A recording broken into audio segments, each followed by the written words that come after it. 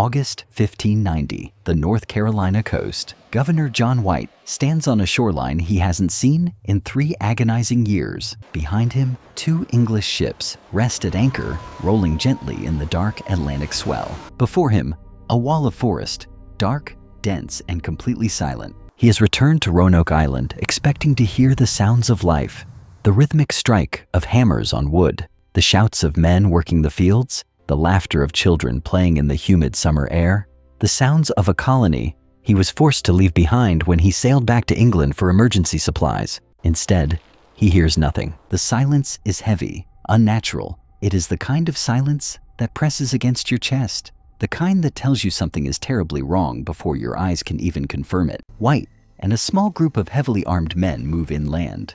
They push through the salt marshes and twisted live oaks. The path they once cleared is already overgrown, swallowed back by 3 years of relentless American wilderness. There are no footprints in the mud, no smoke rising above the tree line, no dogs barking. When they finally reach the clearing where the settlement stood, they find it dismantled, not destroyed.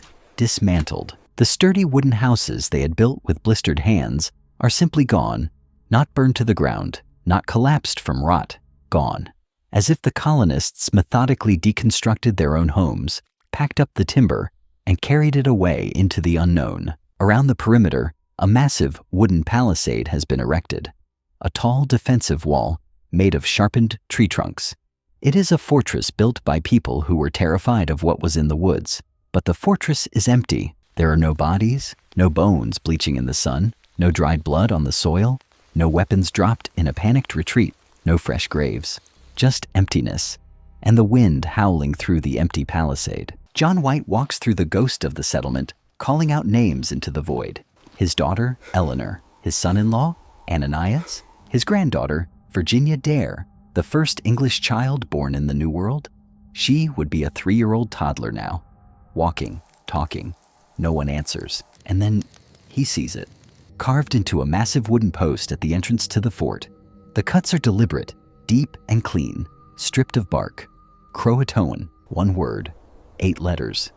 No cross, no distress symbol. According to an agreement White made with the colonists before he left, if they were forced to relocate, they would carve their destination into a tree. If they were leaving under duress, fleeing from an attack, they were to carve a Maltese cross above the name. White traces his fingers over the letters.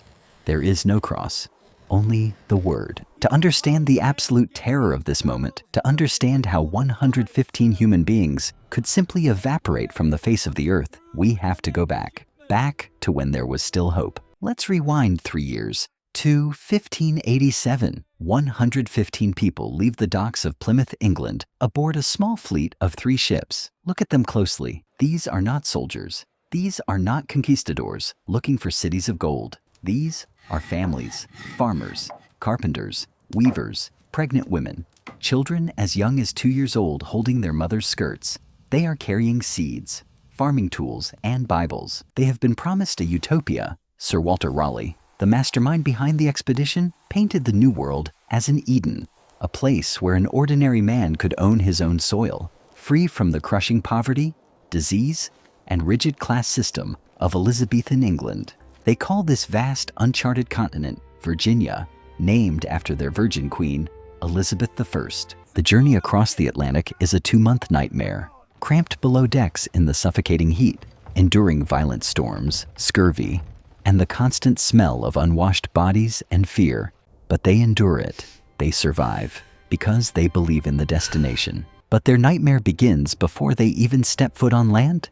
Their destination is supposed to be the Chesapeake Bay, a deep, protected harbor to the north, with fertile soil and friendly indigenous tribes. But the fleet's chief pilot, a Portuguese navigator named Simon Fernandez, has other plans. Fernandez is a privateer, a state-sponsored pirate.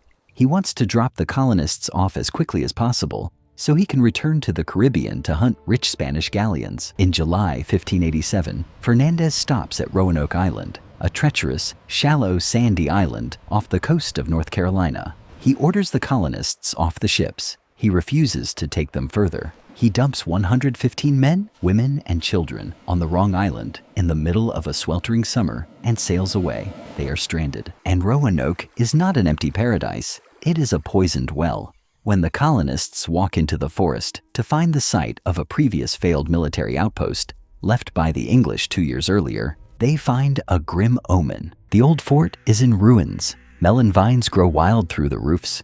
Deer are quietly grazing inside the commander's quarters, and in the grass, they find the bleached bones of a single English soldier, picked clean by wild animals. The colonists don't know it yet, but they have inherited a war. 2 years prior, in 1585, English soldiers led by Ralph Lane had occupied this very island. They were brutal, arrogant men. When a silver cup went missing from the English camp, Lane's men blamed the local CROATOAN tribe. In retaliation, the English burned the entire native village to the ground, destroyed their winter food supply, and eventually ambushed and beheaded the tribal chief, Wingana. The English soldiers abandoned the island shortly after, leaving behind a legacy of ash and blood. Now, in 1587, John White's peaceful farmers and families have arrived on the exact same soil. The local tribes don't see farmers. They don't see women and children. They see the return of the white men who burned their villages and murdered their leaders. The colonists are completely surrounded by an enemy they didn't create, paying for sins they didn't commit. Despite the growing dread, the heat, and the hostile stares from the tree lines, life insists on itself. On August 18th, 1587, a flicker of profound hope breaks the gloom. Eleanor Dare, the daughter of Governor John White, gives birth to a healthy baby girl. They name her Virginia. Virginia Dare. She is the first English child born in the Americas. Her birth is celebrated as a miracle, a symbol that despite the odds, the English can take root in this wild soil. That this colony can survive. But the optimism is short-lived. It is late August. The Atlantic hurricane season is beginning. Winter is only months away. The seeds they brought from England fail to grow in the sandy, salty soil of Roanoke. The barley withers, the wheat rots. They do not know how to fish the shallow sounds, nor do they know which American plants are toxic and which are safe to eat. Hunting is nearly impossible. The deep woods belong to the indigenous hunters, and stepping too far from the palisade means risking a silent arrow from the shadows. Starvation is no longer a possibility. It is a mathematical certainty. The colonists panic. They convene a meeting and beg Governor John White to return to England. He is the only man with the political connections in London to secure a relief fleet. He must go back, gather food, winter clothing, and weapons, and return immediately. White violently refuses. He doesn't want to leave his daughter. He doesn't want to leave his newborn granddaughter. If the colony falls or is attacked, he will not be there to protect them. But the colonists insist. They draft a legally binding document demanding he leave for the good of the settlement. Reluctantly, brokenhearted, White agrees. Late August 1587, White stands on the beach, the surf washing over his boots. Eleanor doesn't cry. She holds little Virginia in her arms. She understands the brutal calculus of survival. White kisses his family goodbye. He promises to return within a few months. By Christmas at the latest, he boards the ship. As the sails catch the wind and the coastline shrinks into a thin green line on the horizon, he watches Roanoke disappear. He does not know that this is the last time he will ever see his family. White's journey back to England is a nightmare. Storms batter his ship, and he arrives in November 1587, exhausted and sick. But he immediately goes to work. He pleads with Sir Walter Raleigh. He secures investors. He readies 2 small ships, packed with grain, salted meat, and gunpowder. He is ready to sail back to his family in the spring of 1588. And then global politics intervene. Spain. King Philip II of Spain has assembled the Spanish Armada, the largest naval invasion fleet the world has ever seen. 130 massive galleons, 30,000 soldiers. Their mission: sail to England, crush the British Navy, dethrone Queen Elizabeth, and restore Catholic dominance in Europe. England faces total annihilation. Queen Elizabeth issues a strict, uncompromising royal decree, the Stay of Shipping. No English vessel of any size, shape, or purpose may leave English ports. Every ship, every sailor, every cannon is commandeered for the defense of the realm. John White's relief expedition is frozen. He writes desperate, tear-stained letters to the Privy Council. He begs the Queen's advisors. He explains that 115 English citizens, including a baby girl, are sitting in the freezing dark of the American wilderness, starving to death.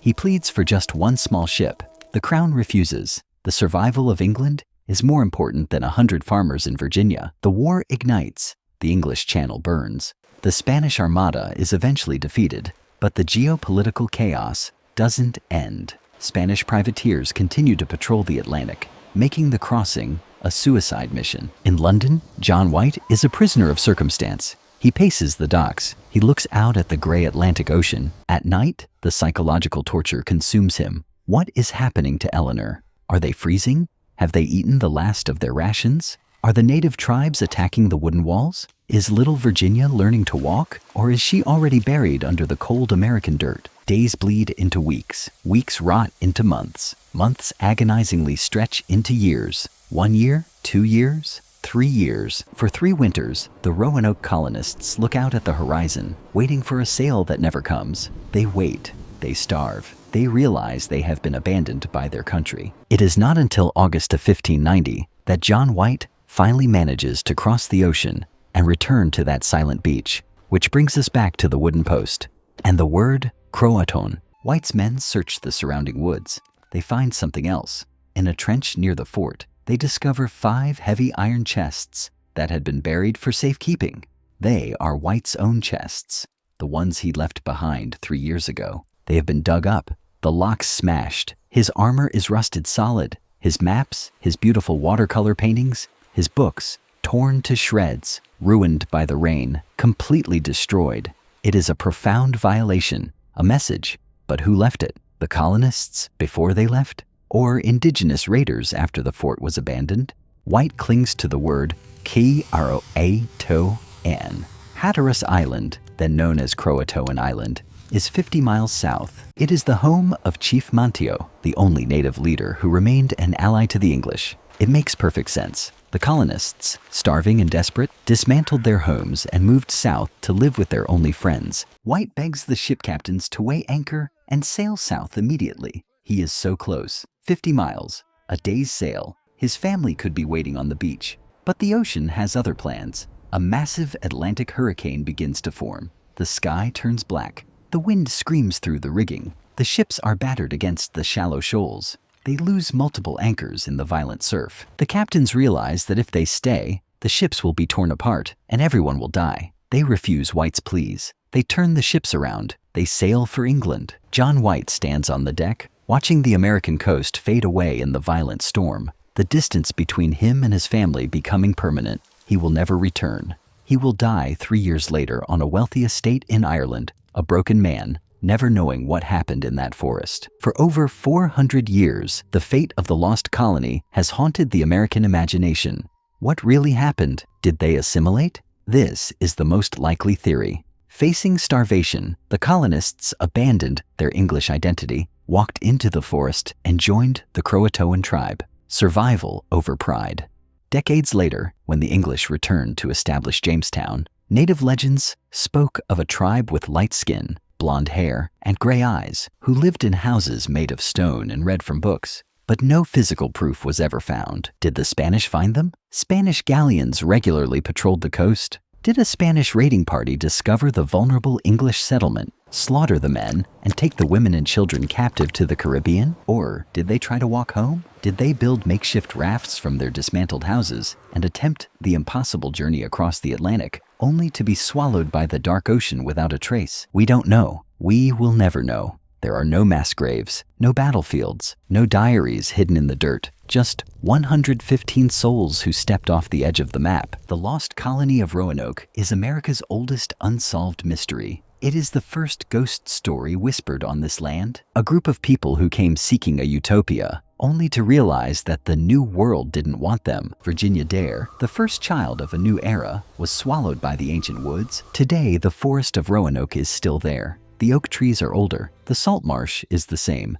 If you stand there at dusk, as the fog rolls in from the ocean, the silence is still heavy, still unnatural. And if you listen closely to the wind moving through the Spanish moss, you can almost hear them, the echoes of people who walked into the wilderness and became a myth. The forest knows what happened to them. But the forest doesn't speak, watching the past, so we can understand the present. And together we keep history resurrected.